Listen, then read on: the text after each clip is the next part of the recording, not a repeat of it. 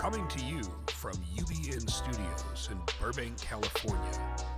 You're listening to the Unsugarcoated podcast with your host, Aalia. Hey everybody, how are you? I hope you're having an amazing, empowered day. If you haven't been paying attention to our previous episodes, go back. We've been in season 3 here. We're with another day, another amazing guest, and we continue to bring you some inspirational people in our community, in our world, doing incredible things. I'm looking forward to sharing this one today with you. Ali Sabet was born in Tehran in 1976 and moved to the United States with his family in 1986. Since that time, he took up drawing. Ali's first job was working as an art director for Foot, Cone & Belding, one of the top advertising agencies in the world. Soon, he was creating for himself as creative director for his own branding agency, Sabet Brands. Also the creator of Pixopop and Mojizo, he is an internationally known contemporary artist, brand strategist, and designer. In 2016, Ali was invited to present his work at the 2016 Tokyo International Art Show. His art speaks to healing, and he has collaborated with some of the most incredible brands in the world, such as Mont Blanc, John Varvatos, and Tesla. Everybody give a round warm of applause, Ali Sabet.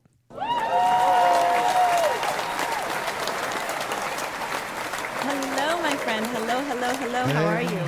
How are you doing? I love your setup right now. You got this. Go. I need a better backdrop, but I'm working on it. It's a slow progress. We'll have to work on it. Well, you should just put up one of your art. Oh my goodness, I can't. Yeah, I could do one of those virtual ones, and yeah, that'd be kind of interesting. How are you talking to us from Orange County today, right? I am. I'm in Irvine, California. And I like the beard. Is this the coronavirus this beard? This is the quarantine beard. I love it. It's just getting longer and longer. It's a wizard beard. Well, for our audiences, I should share that you and I were connected last year. First of all, I was following you on Instagram, and your art is simply amazing. It's something that I'm very attracted to. It has a lot of color. It's kind of edgy. It's got this, dramatic feel. And so that was something that really vibed with me. And then I had EmpowerCon last year, and I reached out to you, and you were just incredible. You said, hey, I'm here to support. I'd be happy to donate some of my work. And you did, so that the East Los Angeles Women's Center, an organization who helps women who have suffered from domestic violence, you allowed them to actually have a silent auction, and you always have a giving heart. So I have to let people know we're not just dealing with an amazing artist, we're dealing with a huge heart here. Oh, you're sweet. And thank you. what, asking you about your story and your background. You came from another country in 1986. What was that like for you? And how did that set the foundation for what you do today as far as artistry? I think that there's a lot of things that I didn't realize were a big deal, because I think you focus on what happened once you got here. And life, I always go back to 86 as in like when life kind of started. But, my life as an artist started probably when I was, in first or second grade. And I was drawing from what was around me, which was, there was a war, right? Iran and Iraq were at war. So a lot of the themes in my art back then when I was a kid was mostly tanks and planes and jets and war and all that kind of stuff. Wow. And coming here, I think the issue became more of, dealing with learning how to speak the language. I didn't speak English at the time. And there was a lot of bullying, so I went through that till end of high school, to be honest. And, Oh, wow. so that was kind of the core foundation of like the anxiety and the mild depression and all that stuff that I didn't have words to, right? I didn't even know what anxiety meant until I was like 23. I actually read a book and I'm like, oh, that sounds like what I have. So I dealt with that for a long time. It took a lot of work to get through that stuff. So art gave you, when you didn't have words, art gave you a form of expression. Absolutely. It was something where I couldn't stop doing. I always had to have a pen in my hand, even though the art wasn't that great. It was just a constant outlet, right? So first, it's getting rid of all the anxiety and the things that are going through your system that were coming onto the paper, and later on that transmuted into something more powerful. Right. Yeah, speaking of powerful, and I really love this part about you. Yeah. You have a little unique twist to your art. And I find it very interesting because one of the things that I know of when you've been in front of me is I've seen you draw something and then I've seen you hand it to somebody. And depending on who's looking at it, they see different things. Sure. Yeah, I mean, I pick up on energies, so I pick up on what's around me, not even on purpose. It just happens naturally.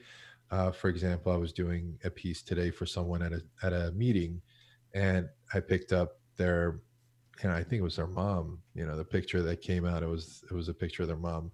I tend to paint situations and people before they happen a lot of times, or before I meet the person. There's a lot of examples of that.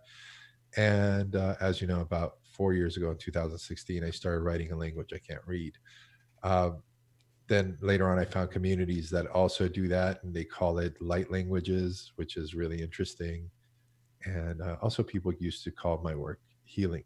They would say that they felt better, or they felt emotionally or physically better. And even though I've always been interested in the art of healing since I was a kid, I couldn't have said I could do that, for real. So I never claimed my artwork was healing.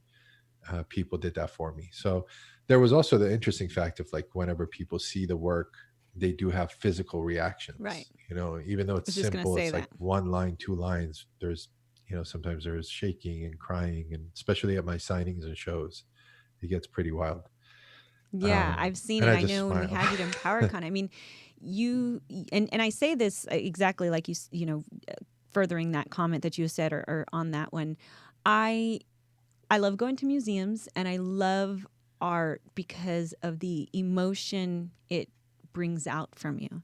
And Right. it's interesting how it can be in so many different ways. There was an exhibit I saw once, and it had just it was an entire, looked like a football field of it. It wasn't quite as big of a football field, but it was just this huge area, and it had all these broken porcelain, um, the spouts at the end of teapots. You know how the spouts, Yes. and it was just all these broken spouts, thousands and thousands and thousands of spouts.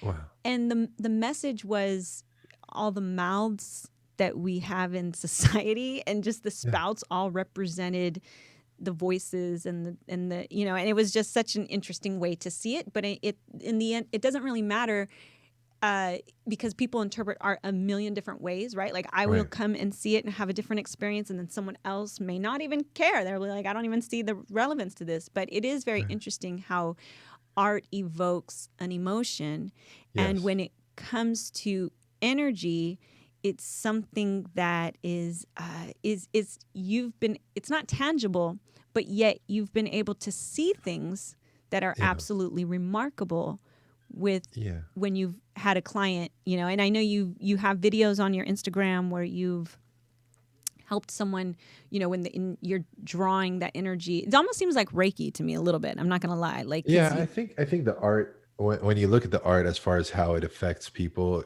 is when I look at the love symbol, and you've seen all those things. You have the t-shirts and things like that, where, so from the love symbol all the way down to the script, uh, I realized that it's all based on information. Yeah, so there is the love symbol. Love equals service. It's the number one, omega, square root, equal sign, from alpha to omega. The root of all equals love. I mean, this is all information. This is mathematical. This is, universal information. So all of these things coming down through the hand, and then that just basically progressed and evolved into what was the love script. And when I look back at all of it, including the girls, including flowers, including whatever I draw, the subject matter, yes, has a layer of information. It's very topical, but the actual information that's coming through is in the lines, in the color. It's the information that's flowing through the hand into the brush, it's the energy coming from top to the hand and and charging the surface, really. And before this, I didn't understand what the big deal was about abstract art. mm-hmm. And again, as an artist, I don't have a lot of historic understanding of art. So I was like, what is, who cares about one line on the piece of paper or whatever? That artist was just, oh, because he's famous, he can sell a piece of a canvas with a line on it. Now I understand. It's like, after everything I've said with 1,000 different faces I've drawn, the script, whatever, I feel confident that I can put down everything I want to say within one line, because the information that I want to bring down or that's coming through me comes down that one line. And it's beyond the stuff I was drawing when I had anxiety or depression or any kind of emotional stuff that was going through me.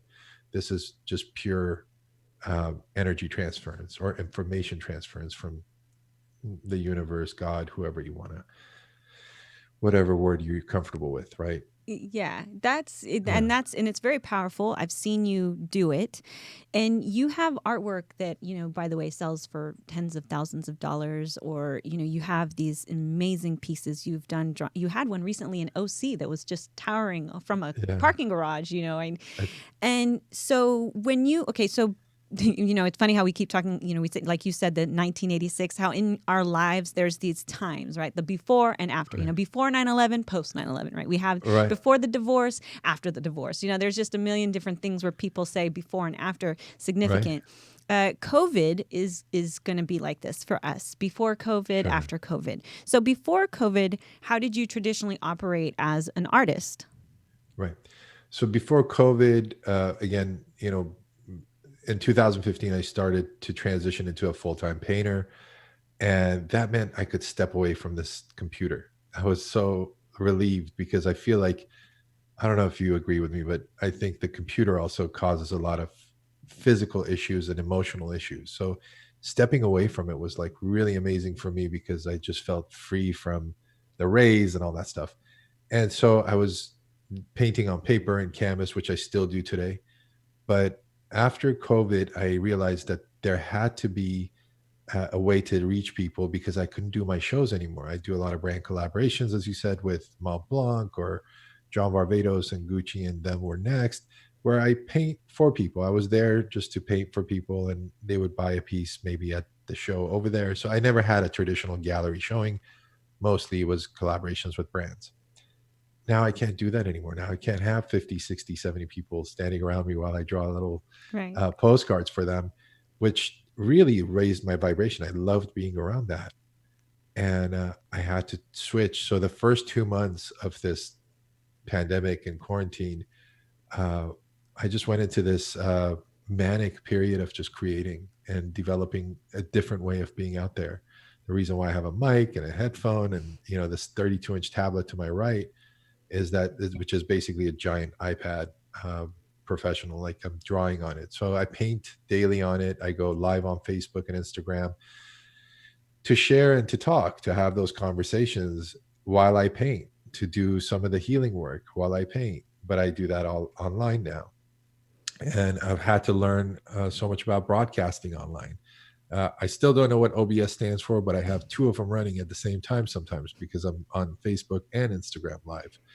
And instead of selling in galleries or in person, I'm auctioning off my work every day on Instagram and Facebook, which also allows people to have affordable art pieces in their homes while they're going through this. And essentially, if they are healing, and they help them. So both the process of the creation is being shared, and so is the actual piece.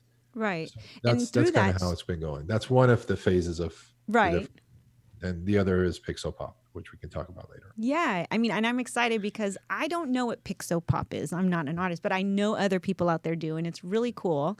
I know we Yeah. have an example of it. We showed it when we were introducing you. But Yes. tell me, what exactly is Pixopop? So Pixopop has had a few different names since 1999. Ever since I was like 15, again, like around the late 80s, I was in love with Sanrio and Hello Kitty. There was a lot of Sanrio stores around the mall, and I just loved, the same way I feel about Apple stores right now, where I just go in there to just hang out and feel good. I would do that in in the Sanrio stores. There was something about those stores that made me feel like I was at home, which connects me back to Japan and why Japan was so important. And so I always imagined that success was going to be me creating these cute characters and putting them on t-shirts and backpacks and all sorts of stuff. And I was going to have this huge, what is it called? Like an empire Sabet stores, and instead of Sanrio, right? I like it. And that's what I thought it was. And all the way to 2010, I tried. I put it on backpacks, I put it on t-shirts, and I would go broke and sell it out of the trunk of my car for gas money and food. And in 2010, when Instagram started happening, I started drawing them actually, instead of just designing them in the computer and putting them on t-shirts, which was very static, just like Hello Kitty is. Mm-hmm. I started drawing them by hand every day. I learned a few things. One, I was a frustrated artist. I was an artist that wasn't actually practicing. I wasn't drawing every day with one focus. Two, I realized that I really liked having an audience, to finally the people were responding to the art, not necessarily, oh, that's a cute shirt, I want one, right? I sucked at the business side anyway. I was giving them away most of the time.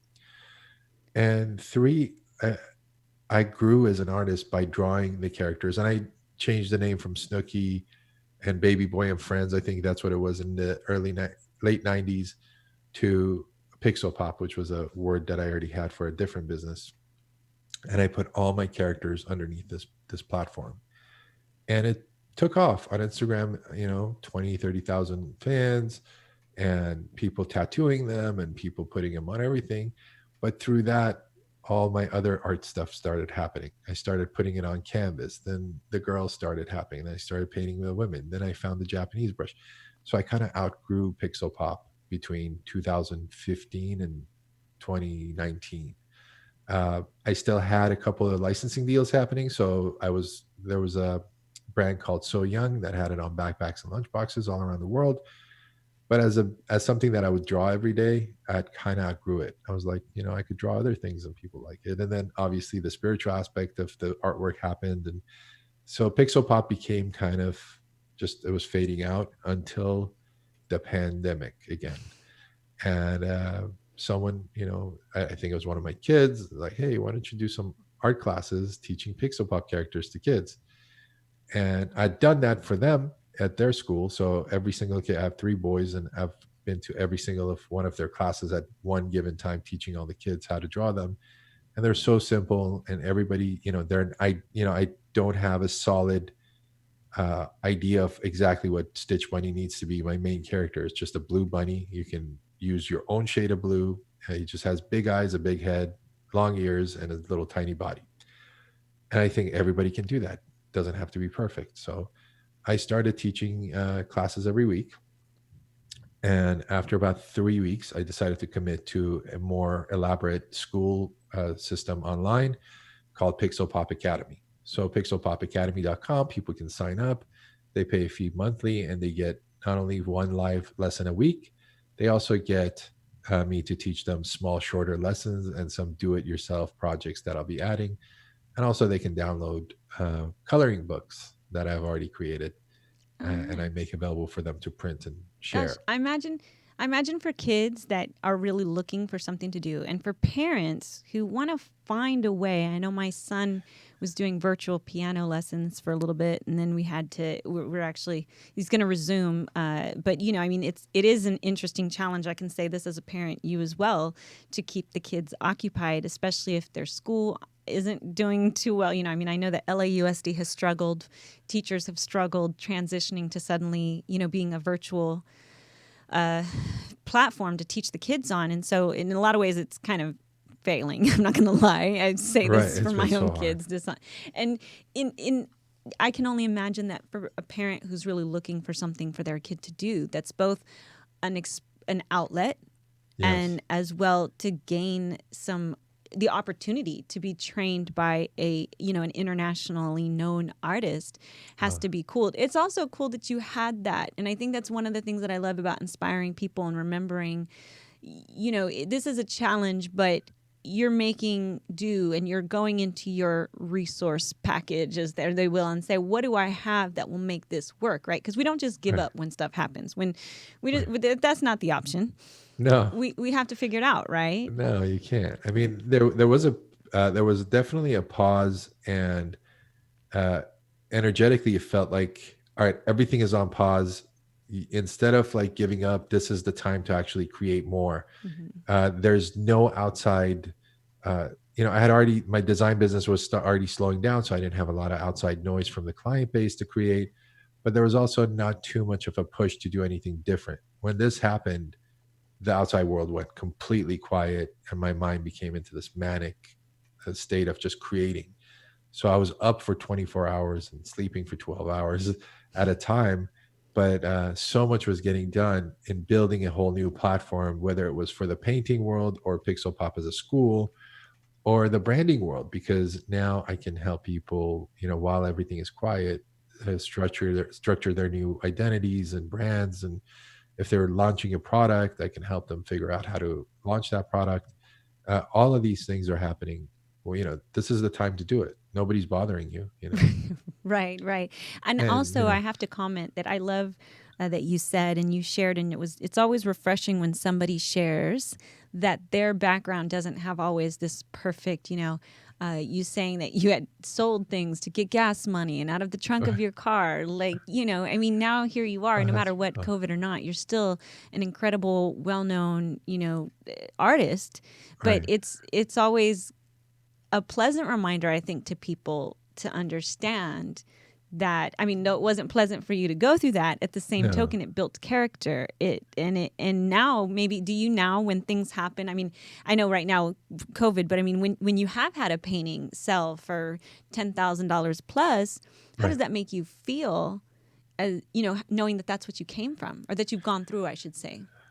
I think it feels really good that you're able to sell paintings for X amount of dollars, and then sometime. But I also love the fact that I'm able to sell paintings for $200 these Yeah. days, because I can, uh, people who actually want a piece can afford it, right? So there's no point in doing by selling a 10, 20, $30,000 piece. I've realized that it really doesn't matter, other than paying the bills for a couple of months more.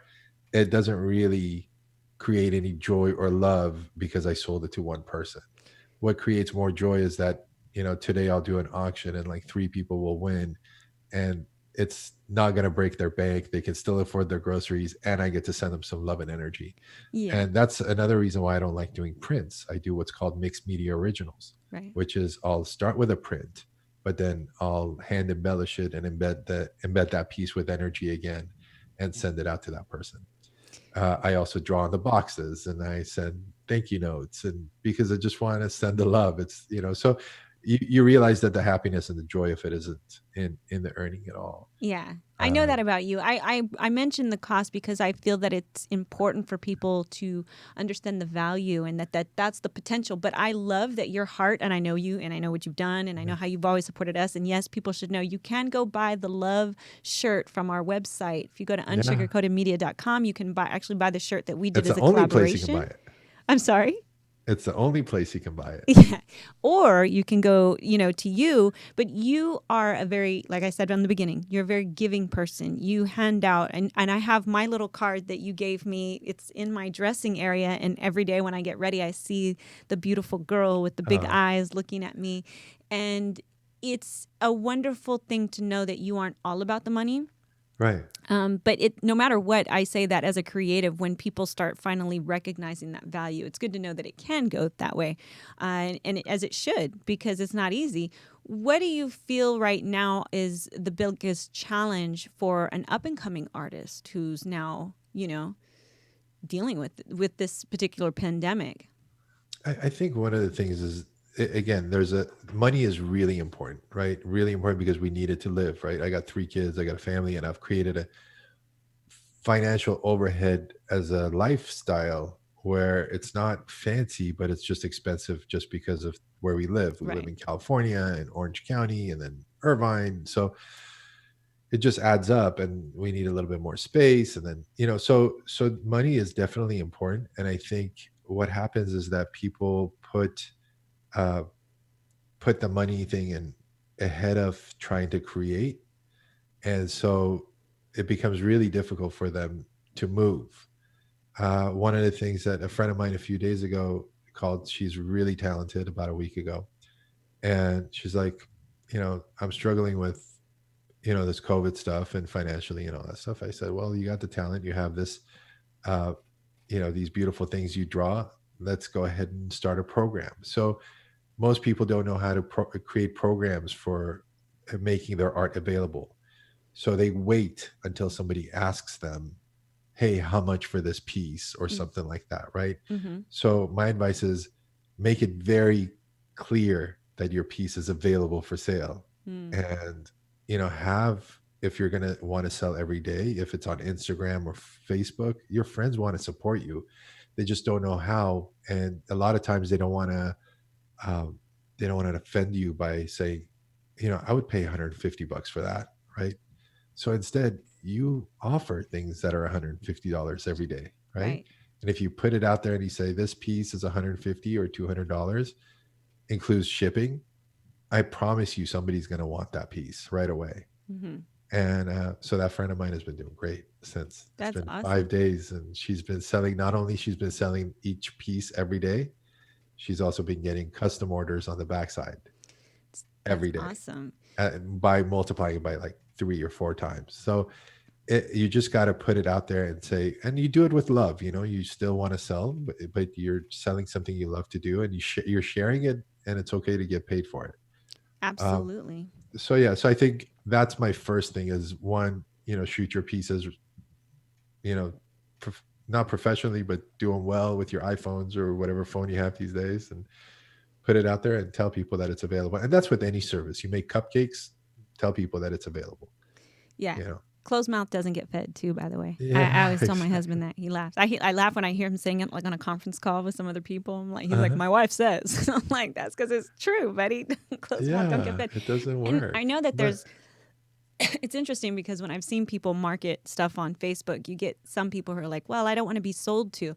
And then I kind of say, well, then you're not really that great of a friend, because if you don't want to buy it, that's fine. But you should never discourage someone else's need to go out there and provide or sell or do something that helps them live, right, because we all know that the PG&E or the gas bill or the light bill does not get paid with good character. It gets right. paid with the check that's coming from the bank account. So nobody should Uh, ever have any shame in, in providing and finding ways. So that's awesome that you were able to help her. let me yeah. um let me have you tell me about the favorite part of this process for you has been what? Like what has been now this Pixopop, and now you're, because I will say this before I loved working with the organization Artists for Change. They are an organization that offers to help troubled and often forgotten kids in the system, or in foster homes, in juvenile centers. And so through those organizations, they actually offer support services to kids. When now you kind of are working and you're teaching now you're Yeah. teaching these classes, what in that sense has been your favorite part? Okay, so when I started teaching the first, second, and third classes, I was kind of mild mannered, and I was like, okay, now his eyes are like this, and and that was fun, but I was also kind of declining in energy, and I'm not seeing the kids. I'm just kind of vibing with what's going on. The more I set up the studio, the more I had the mic, and then I had the thing, and then I had this display. All of a sudden I was engrossed in creating and talking out loud what I was doing instead of teaching, right?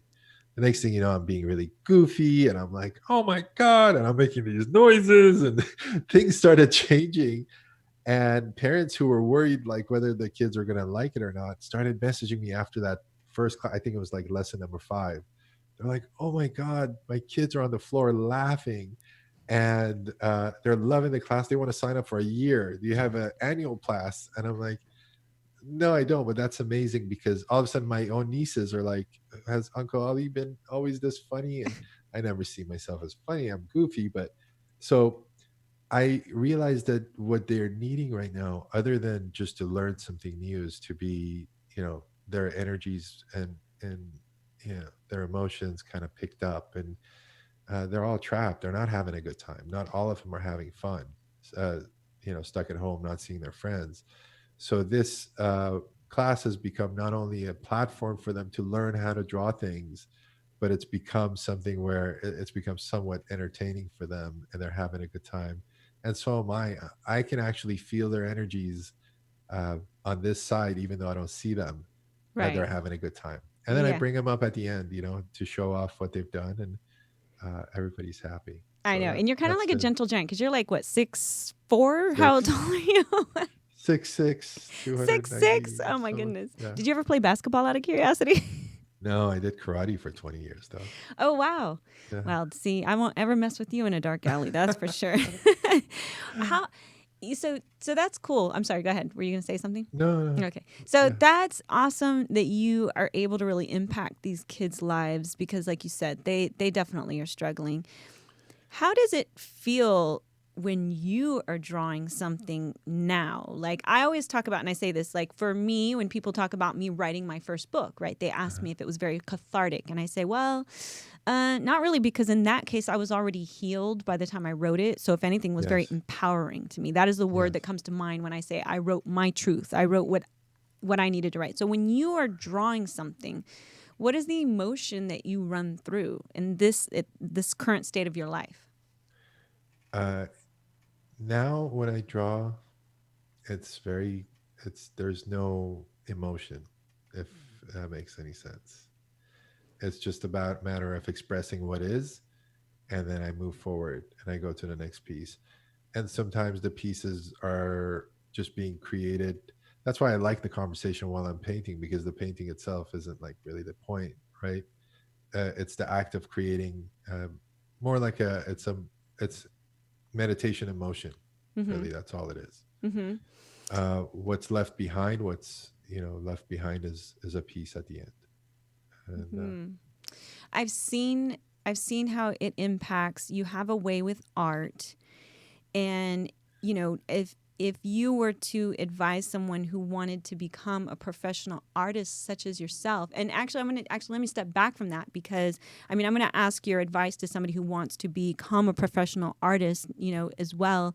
But it's interesting when you talked about how you've learned, and one of my favorite experiences was going to the Van Gogh Museum in Amsterdam and learning about how he progressed with art. Two stories that I love in the museum was that his very first painting that he really had put all this work into, and he sent it off to his mentor, this man he respected, and that person sent back a note saying, "You've got to be kidding me," right? Like this was this response to Van Gogh, oh man, or Van Gogh, whatever we want to call him, but I say Van Gogh. right, And he, but I love it because he did not just stop. What would he have done? What would it have been like if he just said, "Well, I guess I should just not do that"? But it's a very popular piece of his. yeah, Then he evolved, though, as you go through the museum, you see how his style, his technique, and then it was there that I learned that actually when you zoom in very close on one of his art pieces, it's actually not general brush strokes. It's these little different colors and different, pink, purple in the eye. Like say the eye, it had just a zillion little slivers for the iris, and they were different colors. And that he said the reason he did that was because he had learned that color stimulates our brain. And so he okay, wasn't painting when you come out and you look at the image altogether, it appears to be this image that you see. But when you zoom in, there's this technique where he's really appealing to your mind. I yes, found that fascinating. And I yes. wonder what your thoughts are on, like, as an artist and how you talk about. Oh, I mean, with color, for me, it's very intuitive in the very same sense that you're saying that it's messing with the mind. I can actually feel chemicals moving around my head when I'm looking at a piece. So if I don't have enough, for example, blue on a piece in the right spot, it just doesn't trigger that serotonin, or what is it, the dopamine release or whatever it is. As soon as I put that blue down, all of a sudden it just clicks like a release. I'm like, okay, I can breathe, and Right. there's a reason for that. There's this balance of, and I think when I get those colors right, and it's very intuitive. It's very fast. I don't think about it. It's just water. That's why I love watercolors, and I can put them down quickly.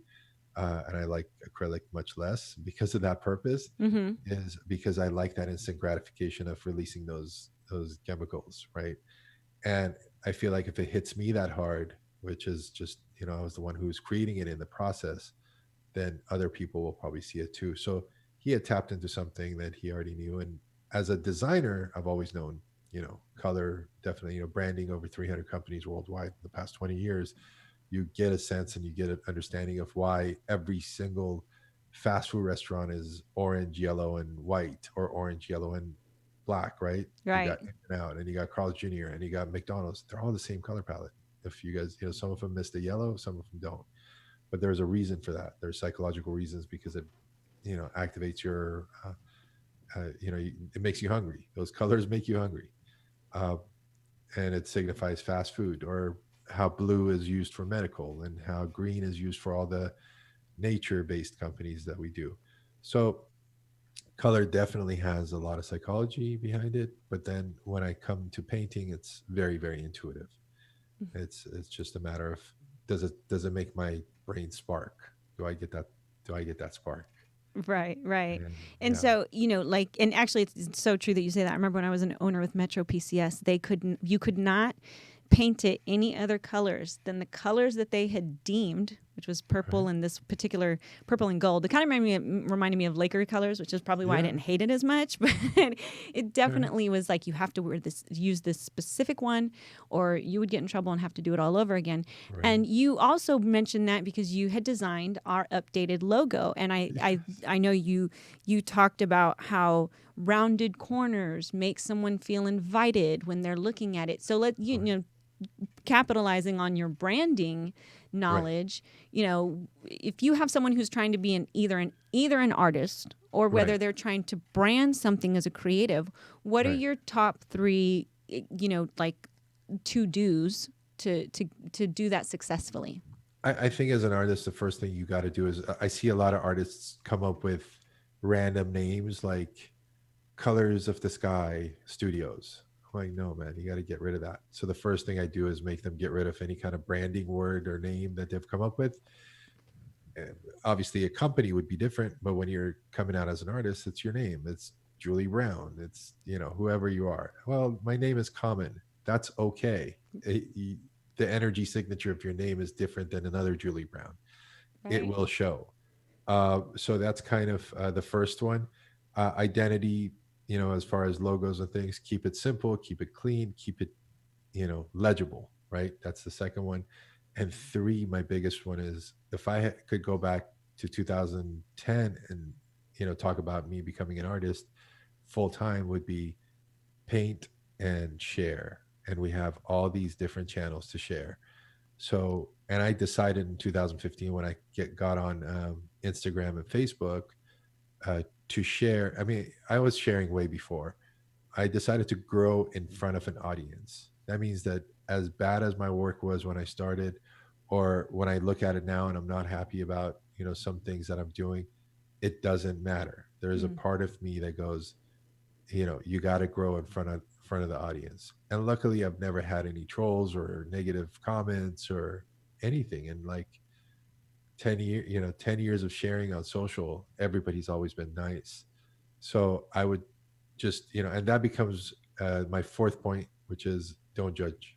You got to stop judging yourself. You got to stop looking at other people and saying, I could, so much better than me. Again, the energy signature in your work is yours, and nobody else can do that. And there will be an audience that's going to want that piece from you. And if they don't, do it for yourself and just share anyway. Yeah. So yeah. And I feel like with you, artistry, it's a little bit more forgiving, and well, I think as an artist, we're very tough on ourselves too. And when you say that, it reminds Yeah. me of, like, exactly, growing in front of the audience. I wrote my first book, and my first book is a great book, but it's Yes. funny how I'm much more, I people are like, why do you push your second book so much more? I'm like, Right. because with that one, I grew a little bit, and but it's Yeah. not that to take away from my first one at all, but No. it's just that I guess personally I see my growth, or I know where I would go back and make changes, because I feel like Right. to some degree we always would. If we could go back and change or tweak, we can, Yeah. especially with regards to writing. You're Yes. constantly editing if you're a writer.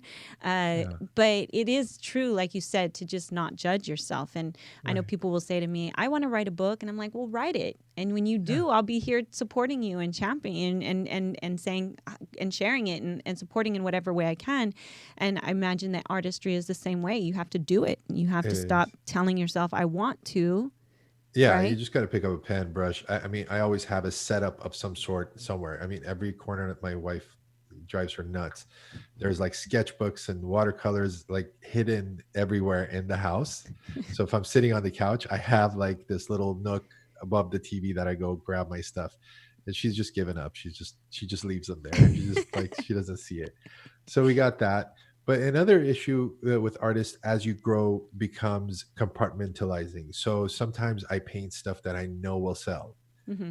And then I get mad at myself for doing that because it wasn't expressing exactly, what I wanted to express that day. And it might have been scarier if I had, or it might have been darker or lighter or more cartoony. And then, but then I'm not unhappy with that piece either, So I go into this weird of like, I love that piece, but I feel like trapped because I'm not expressing myself the way I want to. And then, I go back and forth between those two kind of emotions with it. So, and that's just fear based, right? So then I have to realize, oh, well, you know what? Don't be afraid. Just do what you want. And then sometimes when you do what you want, you end up drawing the thing that sells, right? Right.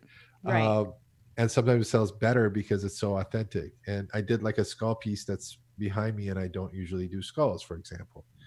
I sold more copies of that piece than I would a girl with flowers, for example. It's just interesting, when you keep shaving off these fear factors of yourself. All of a sudden people respond really, really well because it's becoming more and more crystal clear of it's you. It's it's really the most authentic version of you at that time. Right. So It's fun. that's the thing. When you say that, it reminds me of being in the music industry. And when I worked in music, you used to tell the artists, don't create, or you would hear that people would tell the artists, of course, your producers, don't Yeah. make the music for yourself, make it for the audience, right? Right. But eventually there just does come a time with, like, for example, Prince. From what I know, Prince was told that, like, kind of make it, it's cool and funky, but make it for the general masses. And then Right. when he got to a point in his career when it was like, no, I'm making it for myself. I'm making the music Yes. that I want to make, right?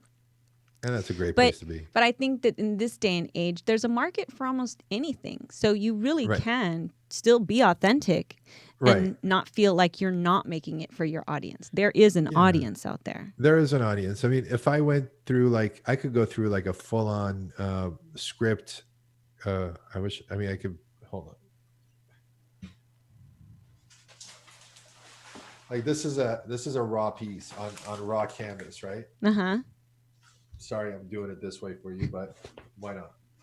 Uh, like I could do this all day, and I could share them all day, and they're pretty and they're powerful, but at the same time, I might not sell a whole bunch of them, right? Right. And these are things that might sell maybe 30 years from now when they're like, oh, that was his most authentic work. That was his abstract pieces. Those were his brushworks. Those were where, so maybe in 30, 40 years when I'm not here. Uh, or what I can do is say, no, every day I'm going to do that and I'm going to share that. And that's where the branding stuff comes in, and just create a whole Instagram of just script work. Right. And that becomes its own thing. I get too bored doing one thing every day. But there could be a full day of just script work that feels amazing to me. Yeah. I mean, I can only imagine what it would be like. My daughter, I can't draw to save my life, Ali, for the record. If somebody was like, draw this and your life will be spared, I'd be like, I guess my life won't be spared because I can create things, and I'm really good at like putting flowers, and I used to be able to do all kinds of these arts and crafts, but drawing myself is not something that I would say I could do. Now, my mother used to be able to sit me down with a pencil and draw this beautiful, perfect portrait of me. Right. I still can't do that. Skipped a generation. My older daughter loves it. And she was, and I think, and so I want to kind of say that, like, I think if you have a child, if you're a parent who has a child who you feel has an artistic inclination, because I remember with my older daughter going to her kindergarten teacher for a teacher conference, and she's like, well, your daughter's an artist, right? And I'm like, and actually I did know what she meant, but I was just like, yeah, yes, I know. And she goes, no, I don't mean like she draws cute stuff in class. Like, she is really an artist. And I have to tell you that I've really spent her life trying to support that. I wasn't one of those parents who was like, okay, art's not going to do anything for you. You need to get a degree, because I also have learned enough in my life to understand that you really should love what you do and be good at it, and then find a way to make money at it. It's not to say that you won't, it's not to say you won't have issues with it, but you're better off if you're really trying to find a career within the realm of something you're good at and you like and enjoy, right? Of course. I mean, there's so many different ways of making a living as an artist anyways. A lot of things most people, we're not taught in school. But you have those huge pieces that you saw. I licensed those images. I painted them in an iPad. I mean, who would have thought that one day an iPad piece I did, on the couch for myself, I'd be licensing for a lot of money, right? Be printed. They paid me to print it at 35 feet high and put it on a building. It's like, that's where it gets really crazy. You're like, did that just happen? And not only that, on Friday they're installing a second 28-foot version of my flowers. Oh wow! On a glass wall they built for me.